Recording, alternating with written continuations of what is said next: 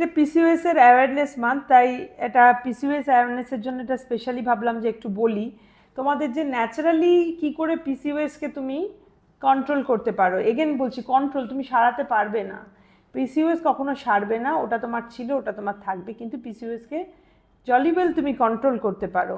তো কি করে কন্ট্রোল করবে, তার মধ্যে হচ্ছে এটা একটা লাইফস্টাইল ডিসঅর্ডারের পার্টও বলতে পারো।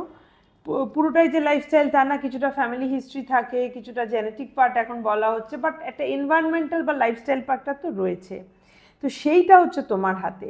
তো পিসিওএস যেহেতু একটা ইনসুলিন বলে হরমোন, যেটা আমাদের কার্বোহাইড্রেট মেটাবলিজমে হেল্প করে, যেটার অভাবে যেটা ঠিকমতো না কাজ করলে ডায়াবেটিস হয়, তো সেই হরমোনটাই অ্যাট ফল্ট রয়েছে পিসিওএসে। তো এই থিওরিটা যদি মাথায় রাখো তাহলে সেই জন্য আমার পিসিওএসের জন্য জেনারেল অ্যাডভাইস ডায়াবেটিক ডায়েট করো। তোমার ডায়াবেটিস থাক বা না থাক, তোমার chance of developing diabetes is very high, ঠিক আছে, যেটাকে আমরা বলি টাইপ 2 ডায়াবেটিস। সেই জন্য তোমার যদি ডায়াবেটিস নাও থাকে, আমি যেমন রুটিনলি সবার চেক করি, যদি তোমার নাও থাকে, নর্মালও থাকে, স্টিল চেষ্টা করবে ডায়াবেটিক ডায়েট করার। তার মানে হচ্ছে কার্বোহাইড্রেট রেস্ট্রিক্টেড ডায়েট করতে হবে, আর কিছু এক্সারসাইজ করা, ওয়েট গেইন না করা, হেলদি ডায়েট খাওয়া, বাইরের যেগুলো জাঙ্ক বেশিরভাগই কার্বোহাইড্রেট বেশি থাকে, তো এইগুলো হাই ক্যালোরি ফুড থাকে, সেগুলোকে অ্যাভয়েড যদি করো তাহলে ইউজুয়ালি তোমার ওয়েট মেনটেন করলে, ওভারি ফাংশন ঠিক থাকলে, পলিসিস্টিক ওভারি তোমার ঝামেলায় ফেলবে না। কিন্তু যে মুহূর্তে at any point of your life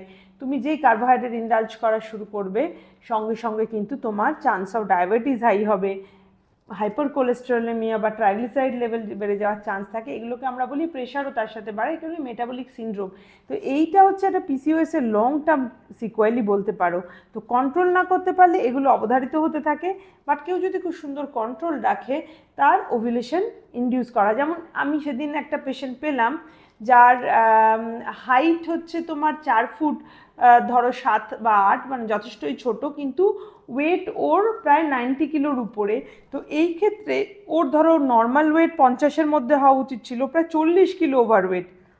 তো 40 কিলোটাকে ও ইজিলি লুজ করতে পারবে না, তো ওইটা করতে করতে ওর মেনোপজ রিচ করে যাবে হয়তো। সেই জন্য আমি সেইটা বলছি না, কিন্তু এটা অ্যাটলিস্ট এই পেশেন্টও যদি একটা গুড 5-7 কিলো লুজ করে, স্টিল ওবিস থাকবে, কিন্তু ওর পলিসিস্টিক ওভারির সিমটমগুলো ইমপ্রুভ করে যাবে, ওর ওভুলেশনগুলো ইমপ্রুভ করবে। তো তাহলে কিন্তু তারপর আস্তে আস্তে গ্র্যাজুয়ালি যদি ও তো এগুলো মেনটেন করতে পারে, তাহলে হয়তো ন্যাচারাল নর্মাল ওয়েটে পৌঁছাতে পারবে। বাট ফর প্রেগনেন্সি পারপাস বা হেলদি প্রেগনেন্সি পারপাস এটা কিন্তু ভেরি ইম্পর্টেন্ট কিছুটা হলেও ওয়েট লুজ করা।